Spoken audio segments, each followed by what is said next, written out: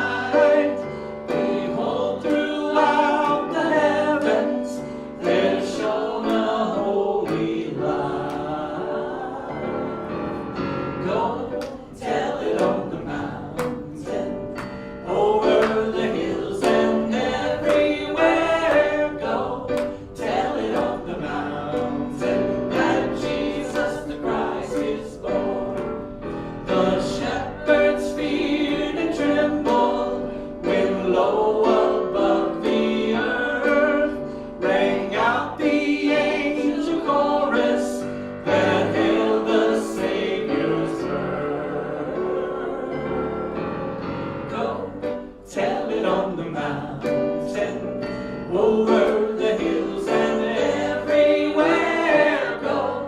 Tell it on the mountain that Jesus the Christ is born. Down in the lonely manger, our humble Christ was born, and God sent us salvation, that blessed Christmas morn. Make you wait on for a second. Okay. Go tell it on the mountain, over the hills and everywhere go. Tell it on the mountain that Jesus the Christ is. One more time. Go tell it on the mountain, over the hills and everywhere go. Tell it on the mountain that Jesus the Christ is born. That Jesus the Christ is born. That Jesus the Christ is born. Amen. Can I get an amen? Well, thank you all for being here this morning, and welcome to Unity of Music City, a place of spiritual and authentic transformation, a place where we get ideas on how to walk our path every week. So glad you're here to take a part of that.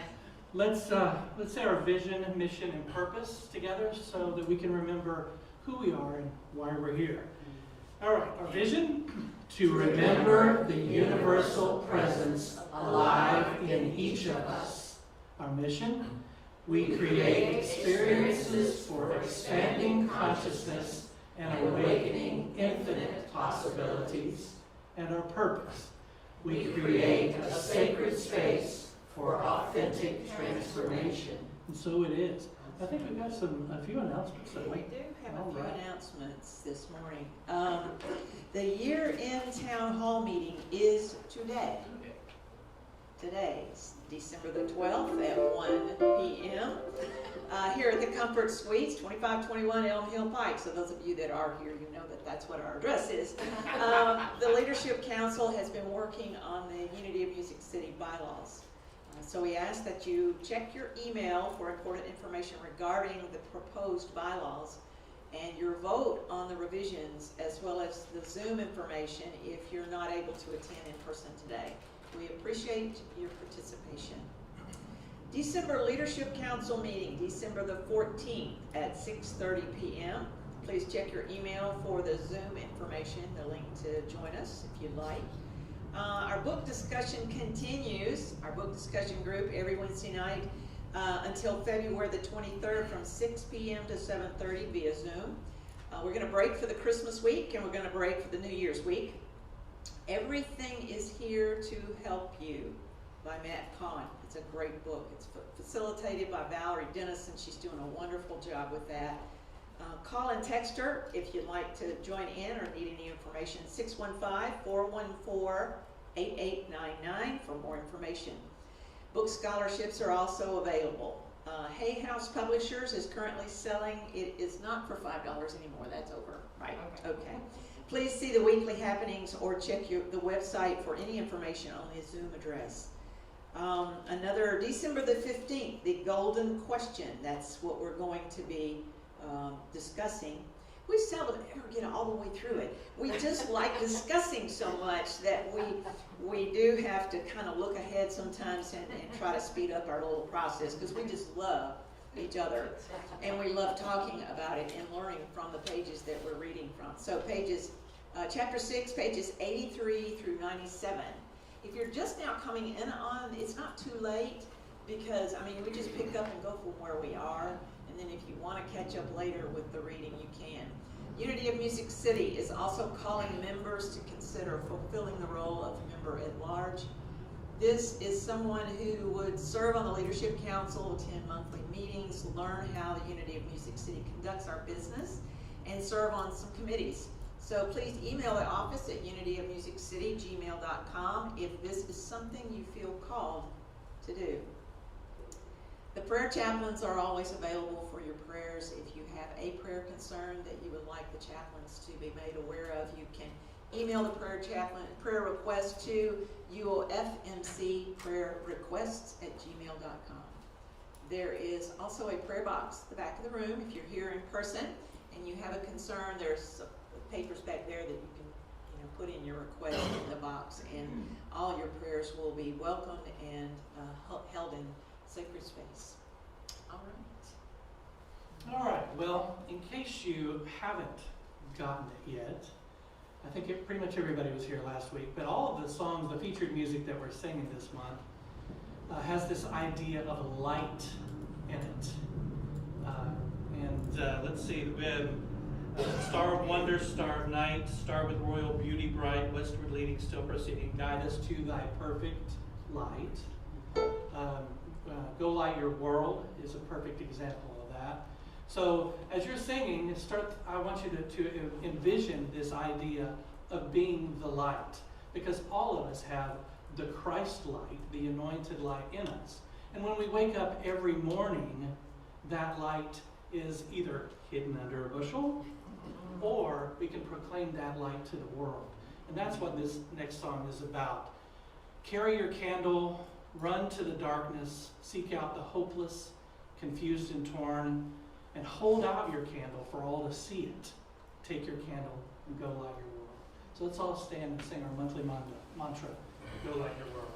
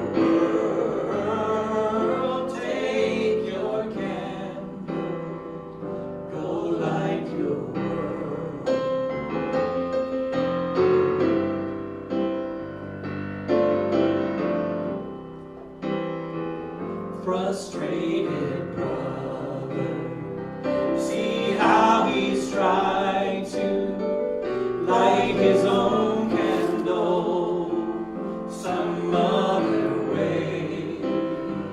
See now your sister, she's been robbed and lied to, still holds a candle without a flame. So carry your candle.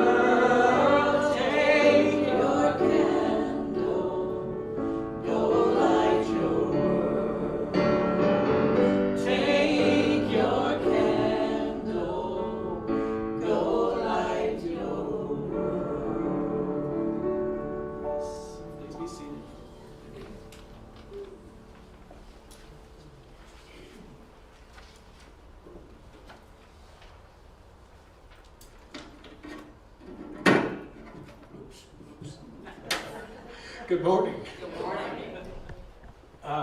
Today's affirmation: I have faith in the principles that guide my actions.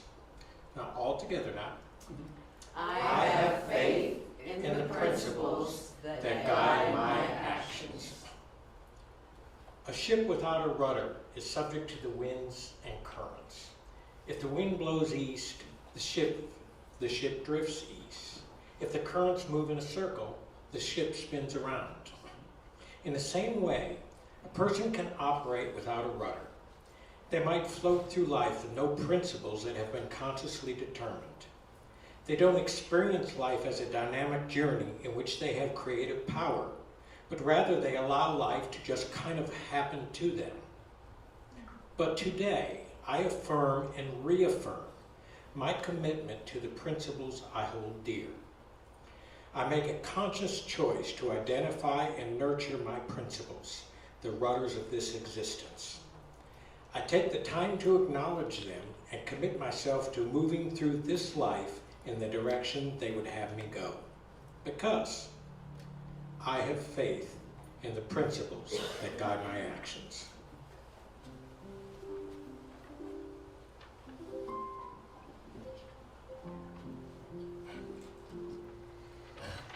So let's take just a moment to settle into the quiet part of our service, where we individually and collectively center ourselves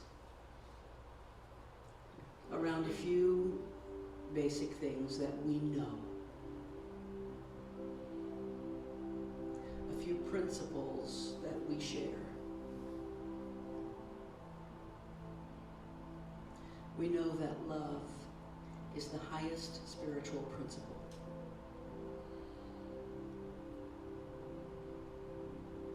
That in the beginning there was love. Love became flesh and dwelt among us. We were born of love, as love.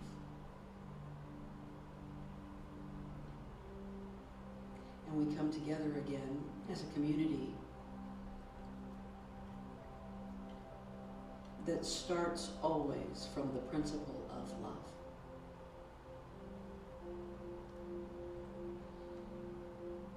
And we know that love will always guide our actions in the most appropriate, healthy, peaceful way.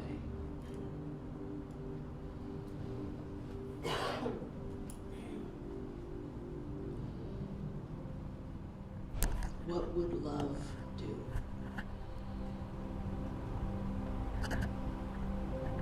Remembering to ask ourselves that is our practice. It is our work to always start from that place, the seat of our principles, the core of our values, the rudder of our soul.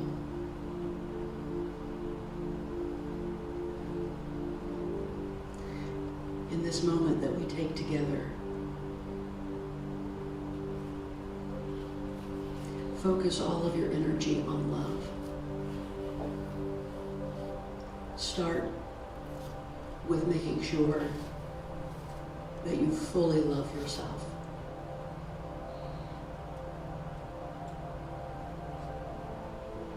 And then once you have just completely bathed in love, spread that out to the people around you. You don't have to look at them. You just know they're there. You sense they're there. Let your love spread out until it encompasses everyone in this room. And then when this room is warm and glowing with the energy of love, we begin to send that energy even farther out into our world. One candle can light the world.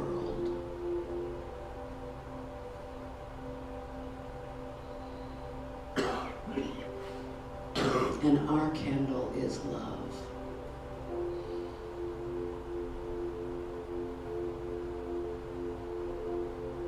Let us be in that energy together for this time in the silence.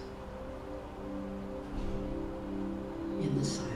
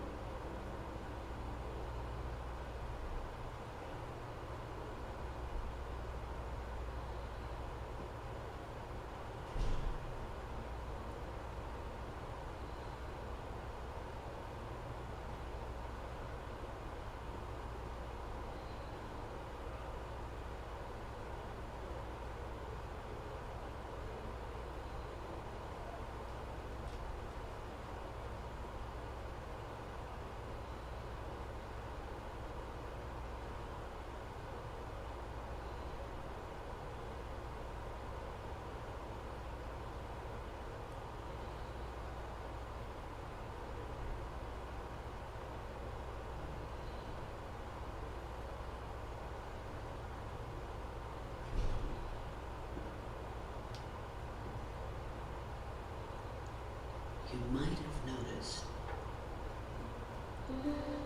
that as you were focusing on sending your love out to those around you, that at some moment you were taken a little bit by surprise with the realization, the feeling, the vibration of someone else's love coming at you.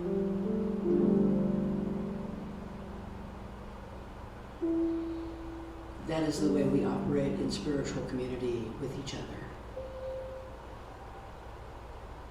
We remember to be together in the space of love, caring for each other, learning from each other, in the space of love, combining all of the lights of all of our candles into a blaze of love.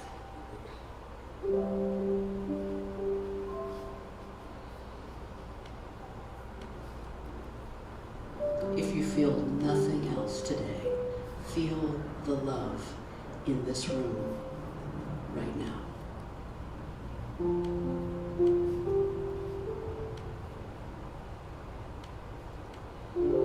It feels good. It feels so good to be one with each other.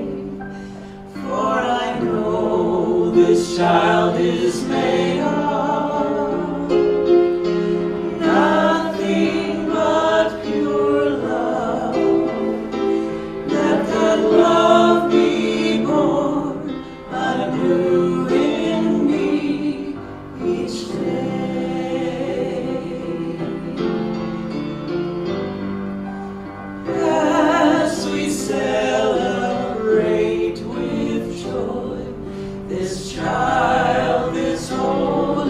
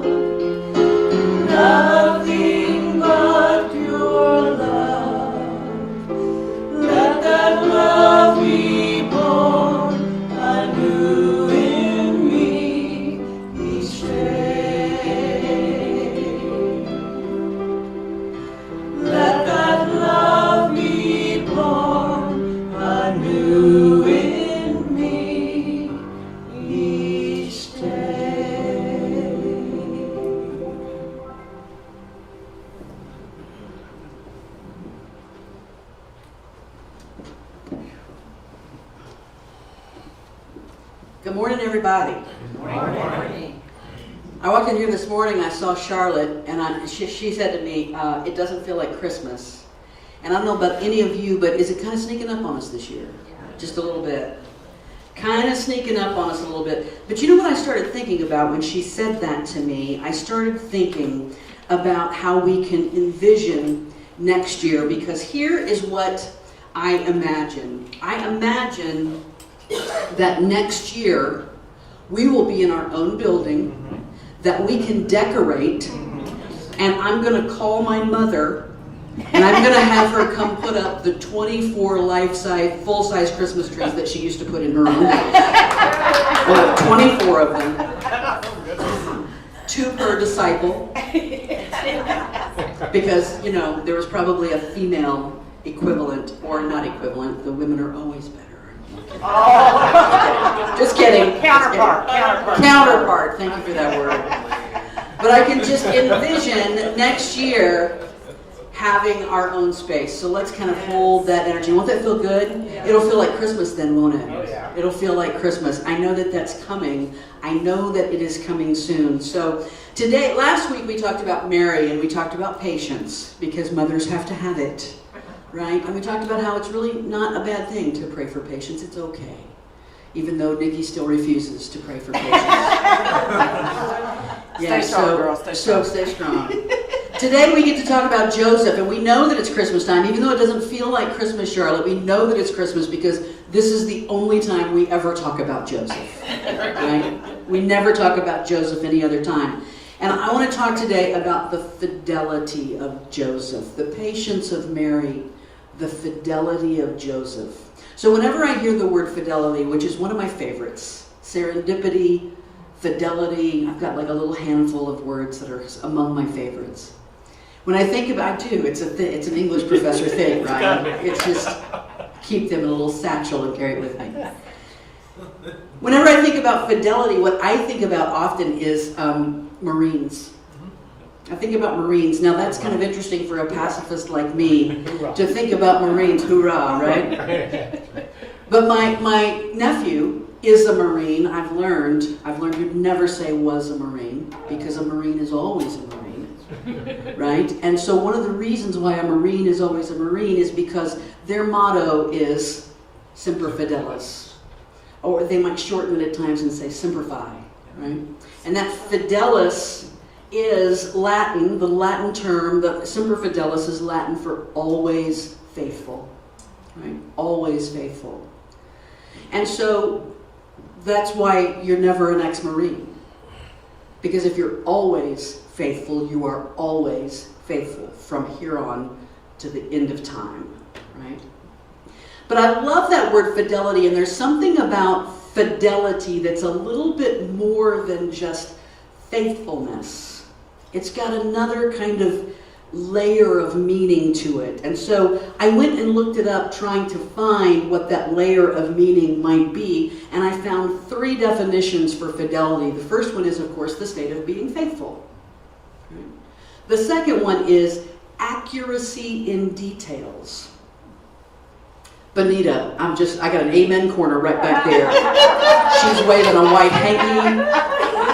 Yeah. She's like, I knew my spreadsheet was holy. I knew it. And then that third one, this is one that you might have thought of. I don't know, maybe Nikki thought of it, I'm not sure. The degree to which an electronic device accurately reproduces sound or picture, right? Fidelity, your hi-fi, your high fidelity. And so that, too, has a kind of holiness. Sound is vibration. The degree to which your vibration accurately reflects its source. Loving that. So fidelity has kind of some deeper layers to it. There's an accuracy, there's a purity of faith that comes through with the use of the word fidelity. It is something that is untainted. And that fidelity calls us to a kind of courage, which makes sense why they use that word with the Marines, right? I don't know a lot about it. I know the Marines answer to the Navy, right? They're part of the Navy. And I know that the Marines are an invading force. The Army is an occupying force. So when we land on Normandy, or when we land somewhere, it's the Marines that are landing. And that requires a great deal of courage. If you've ever watched the first 10 minutes of Band of Brothers, you know how much courage it takes to show up. You got to have some kind of fidelity, some kind of faithfulness to something, some kind of call that gives you that kind of courage. There's a saying that I've heard before, I came across it again this week. One man with courage makes a majority. Now, I've heard it, nobody knows who said it.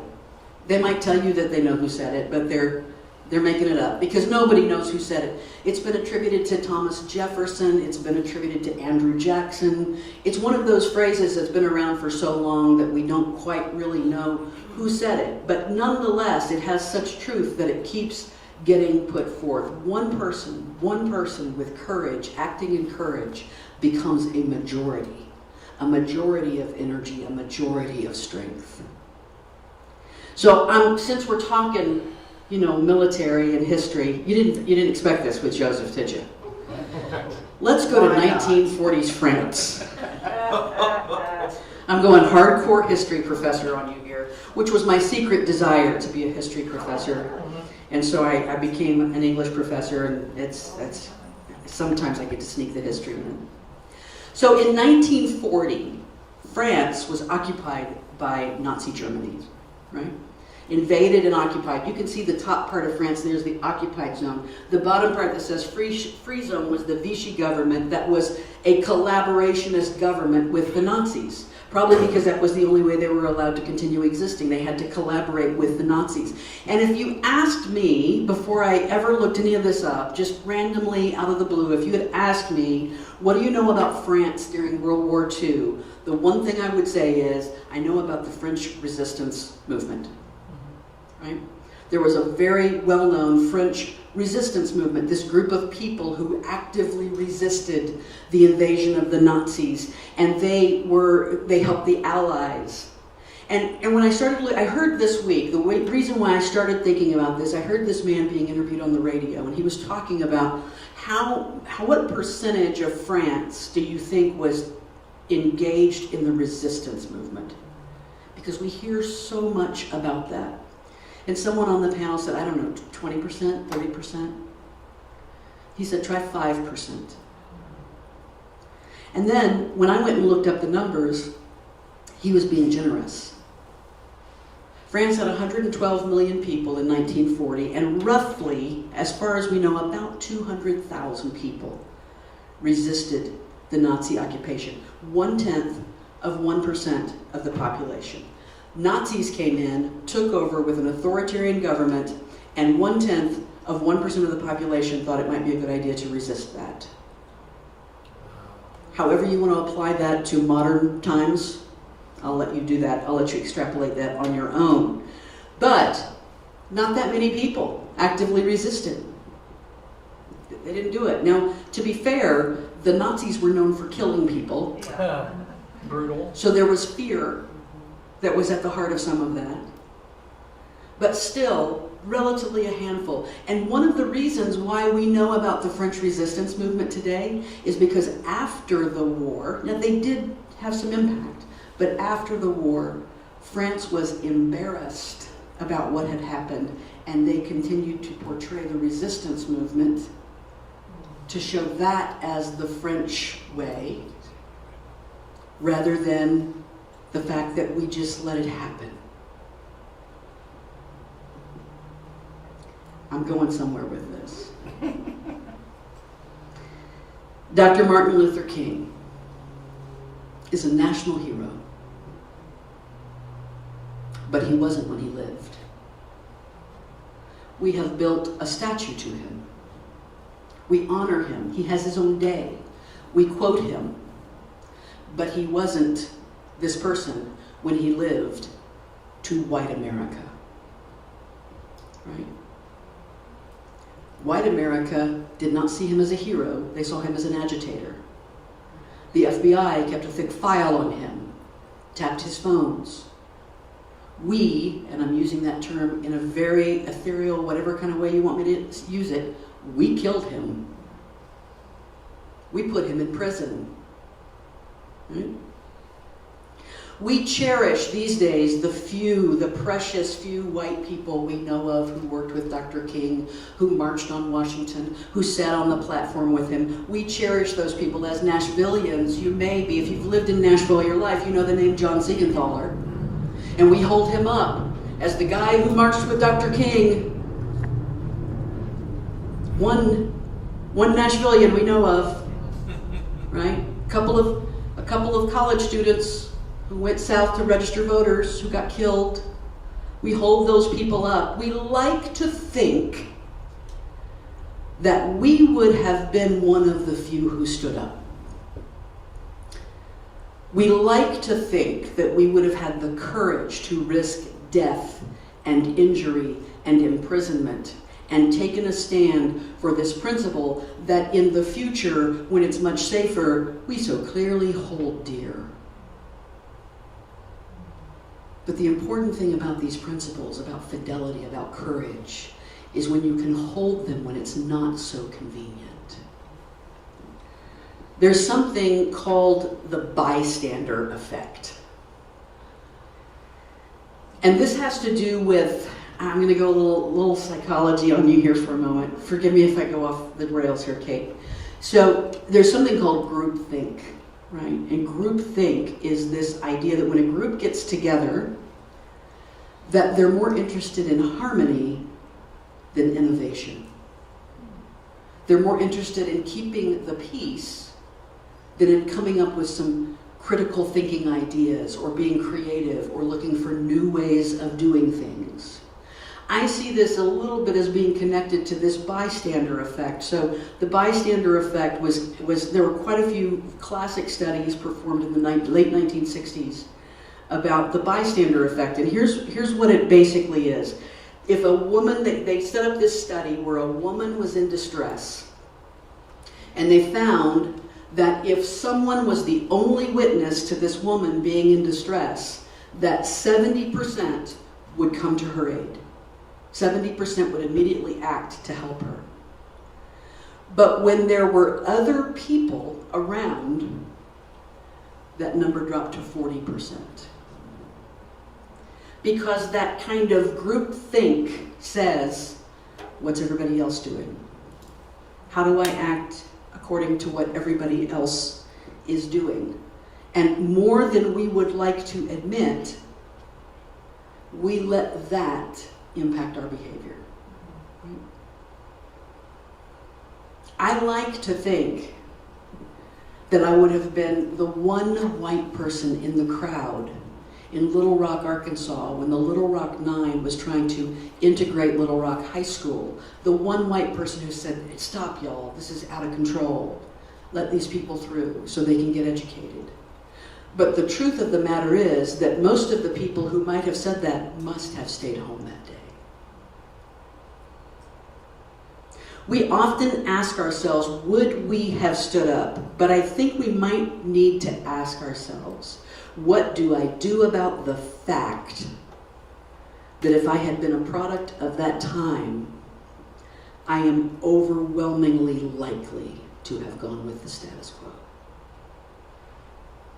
What would it have taken for me to have the courage to stand alone?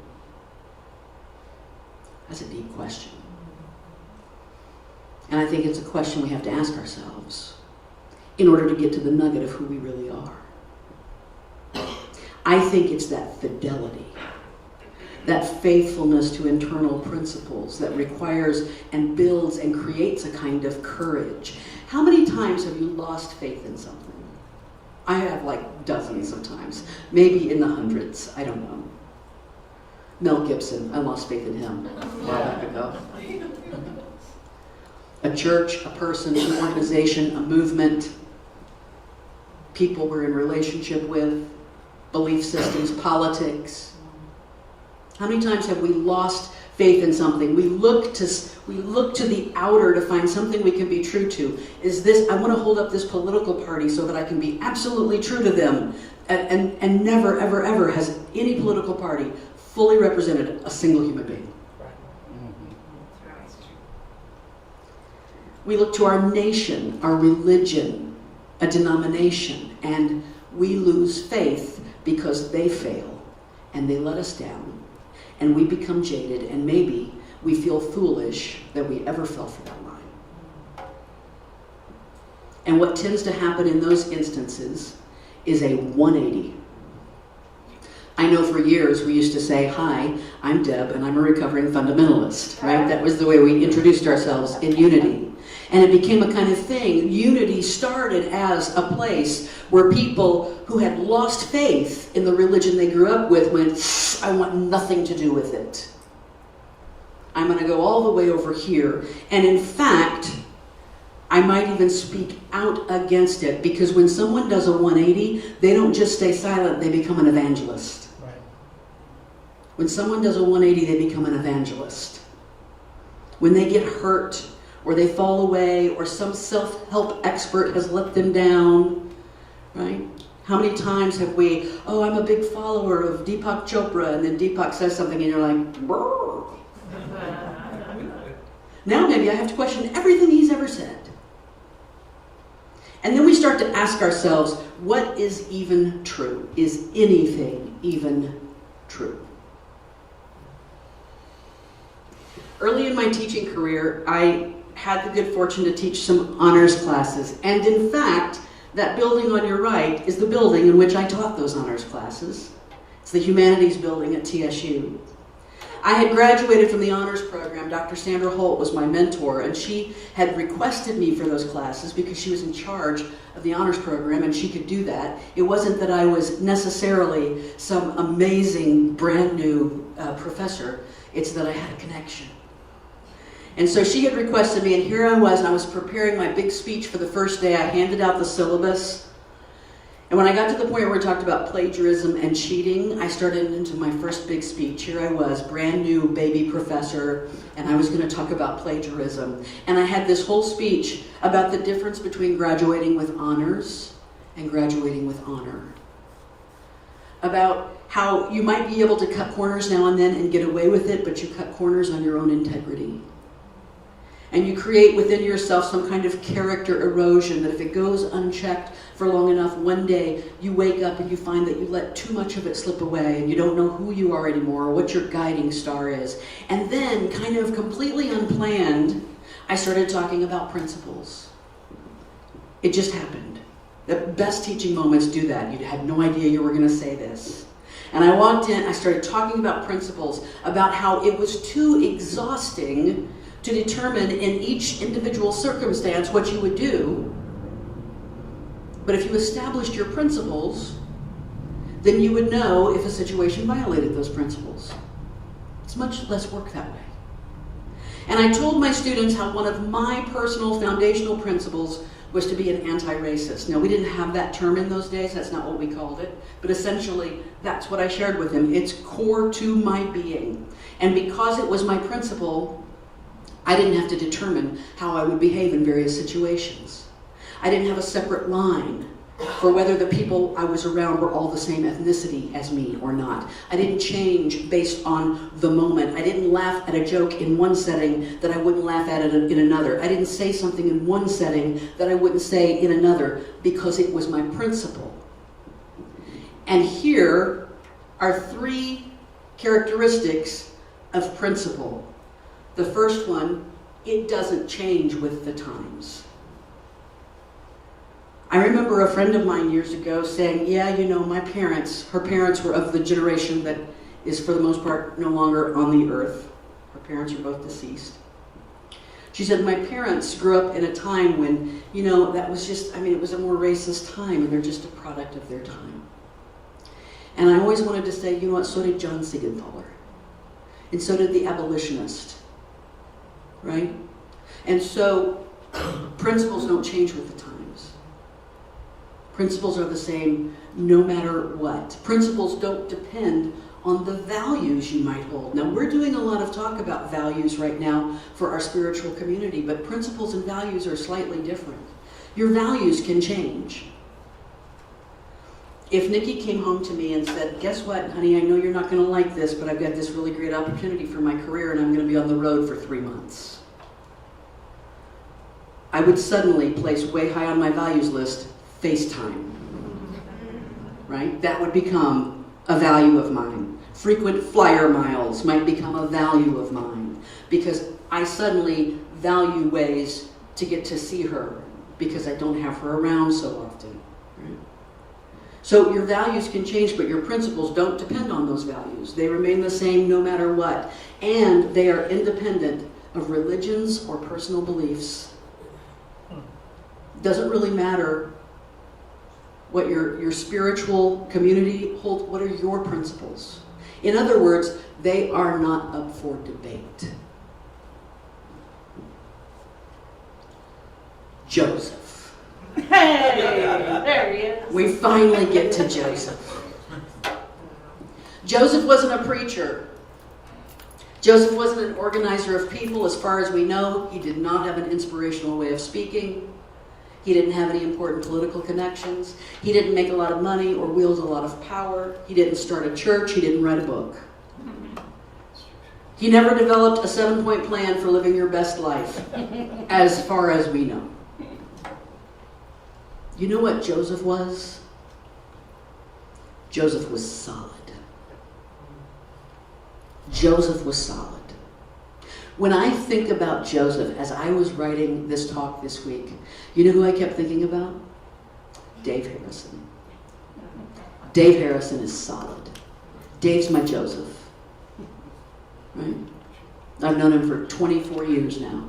Solid. Joseph, we talk about Joseph because he has a fidelity, a pure faithfulness that allowed him to do the work that he did in the scriptures, and yet we don't know a lot about Joseph. In the Jesus mythos, Joseph doesn't play a huge role. He's not around a lot, right? So here's a list of the earliest writings of the Christian faith. The epistles of Paul were the earliest writings. Those letters of Paul were written first. And he never mentioned Joseph. He actually mentions Mary, but not by name. He mentions the mother of Jesus. In the Gospel of Mark, which was the first gospel to be written, we know the order in which the Gospels were written because each new gospel tried to outdo the last one. Really. Mark started with Jesus' ministry. Luke went to Jesus' birth. Matthew went to Jesus' genealogy. John didn't know how to upend that, so they just said, in the beginning was the Word, and the Word was with God, right? So Mark doesn't mention Joseph at all. The book of John, the last one written, the only thing that's ever mentioned about Joseph is that someone says, is this not Jesus, the son of Joseph? That's it. He doesn't even get his own line. In Matthew and Luke, we hear about Joseph in the genealogy of Jesus and the birth story of Jesus. The only exception is that in Luke, we also have that one story about Jesus when he's 12 years old, going off to the temple. He gets lost from his parents, and they have to go back and search for him. It's the only other place besides Jesus' birth that we see anything about Joseph at all. Most of what we know about Joseph, and it isn't much, comes from this birth story. We know that Joseph is from Nazareth. He's betrothed to Mary. He was probably about 14 or 15 years old. So all these pictures that make him look old with a beard and all that kind of stuff, that's some more whitewashing. Okay? We know that an angel visits him and tells him to accept Mary's story. Can you imagine Mary coming up to Joseph and saying, so there was this angel. And so he has to get his own angel so that he'll accept her angel story. We know about them traveling to Bethlehem and the birth of Jesus. We know that they presented Jesus to the temple because, of course, they were Jewish. They presented them to the rabbis at the synagogue. He had another angel visit, and he knew to flee to Egypt and get away from Herod. And then a third angel finally came to Joseph and said, it's okay, you're safe now, you can go back. And Joseph takes his little family with their little toddler son back to his home in Nazareth. And other than that brief mention when Jesus is 12 years old and goes to the temple, we don't know that much about Joseph. We know he was a carpenter. And actually, the original Greek word is, and I can't remember, is technoton or something. It actually means something closer to technician, technology, and it had to do with engineering of any kind. He could have been a stonemason. We just grabbed on carpenter, and that's what we think he was. So Joseph, the carpenter or stonemason, takes on a wife who is pregnant because an angel told her she was, stood by her side, protected her, upended his life to flee into Egypt to protect his child, make sure to take his child to the temple, because Joseph was solid, and he had a principle that he followed. And the actions he didn't have to determine. He just acted in accordance with his principles. We don't know when Joseph. Ooh, there's something there. We don't know when Joseph died, but there are mentions of Mary later on in Jesus' life, and they're always singular, and sometimes she's actually referred to as kind of a widow. So it would appear that somewhere along the way Joseph died. He played his role, and he died. But what would the story be without Joseph? What would have happened without Joseph? He's not really central to the story, but it would not have happened without him. The birth, the traveling, the care, the protection, the providing, the nurturing, the faithfulness. None of this story would have happened without him. We could not put up a nativity scene without Joseph. And he could do all of this because somewhere ingrained in him were certain principles that were inviolate. Inherent within him is this concept of fidelity. And those principles gave him courage. The courage that comes from knowing you cannot allow your principles to be violated. The principles become the center of gravity around which the entire being of your vortex swirls. If you are a Jewish carpenter in the Mideast 2,000 years ago who has established within yourself the principles of faithfulness and loyalty and family, then you know what? You listen to angels. If you are a person in 1940 France who has established within yourself the principles of religious freedom and individual liberty and anti-genocide, then you know what? You have no choice but to resist.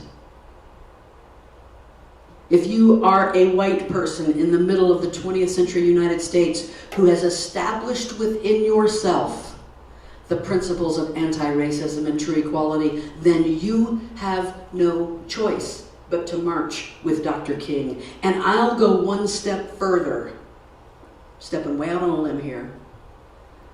If you were that white person who was around, none of us are old enough to have been that white person who was around. If you were that white person who was around as an adult in the 50s,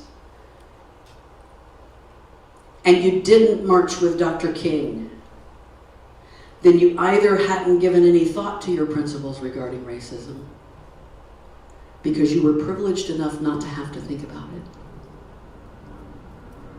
Or maybe at that time your principles sucked, as most of ours might have done. I said, looking in a mirror. Because those principles will allow you to do nothing else but to take that stand. Fidelity to your principles makes you brave, and it gives you the courage to stand in your truth. We're currently having discussions around our spiritual community about the values we hold dear and the principles that are true to us. We've had a couple of meetings about that. We're working with a draft now, trying to figure out how we get really, really clear on who we are. These discussions are vital to how we move forward. We've been an evolving spiritual community from our inception, and we are evolving yet again into a new understanding of who we are at our core. It is fidelity to these principles that matters, not fidelity to this community, to a person, to an ideology, but fidelity to those principles we hold dear. Within that framework, we create a place of faithfulness from which we can stand in our truth with courage. And that courage has a synergy to it, a swirl of energy that will be attractive to other people who hold those principles. Because a fidelity of resonance will attract similar vibrations. And I can't wait to see it unfold. Namaste.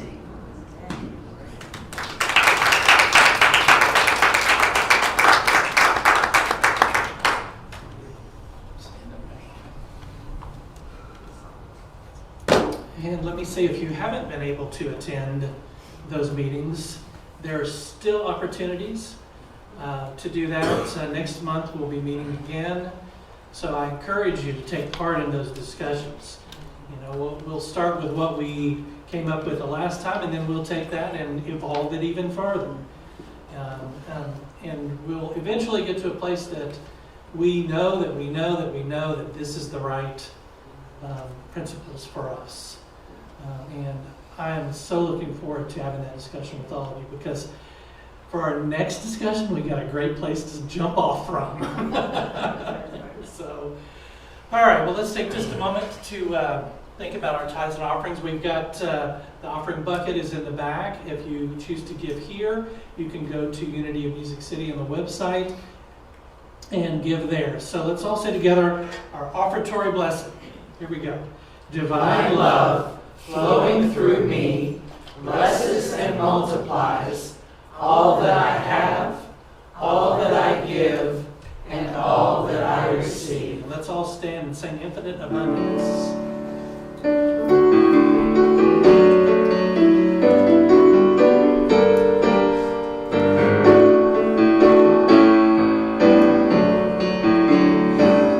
I live in the midst of infinite abundance. I give freely and fearlessly to life. I live in the midst of infinite abundance, and life gives back to me. I live in the midst of infinite abundance. I give freely and fearlessly to life. I live in the midst of infinite abundance, and life gives back to me. And life gives back to me. Let's say all the prayer for protection together. The light of God surrounds us. The love of God enfolds us. The power of God protects us. The presence of God watches over us. Wherever we are, God is, and all is well.